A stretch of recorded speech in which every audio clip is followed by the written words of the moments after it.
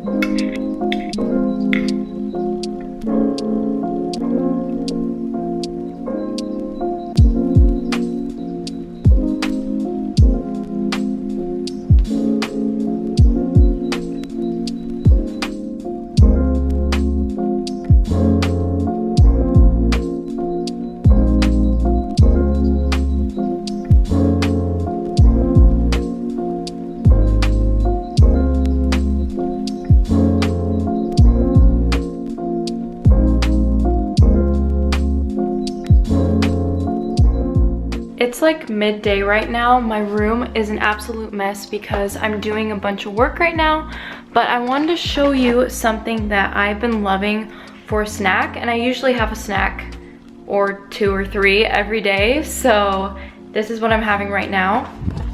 These are just a mix of nuts, and they're ranch season flavored, but they're healthy. They don't have any gross ingredients or anything in there, but there's almonds and cashews and pistachios, and then little like dried cheese crisp things. It sounds weird, but it's really good, and I usually have just like a handful of these, and it'll keep me full for a while.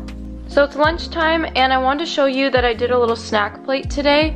I don't have this every day for lunch. Sometimes I'll have something heavier, but today I was feeling something a little bit lighter. So first off, I have hummus. This is the pine nut roasted hummus, and it has some olive oil in there.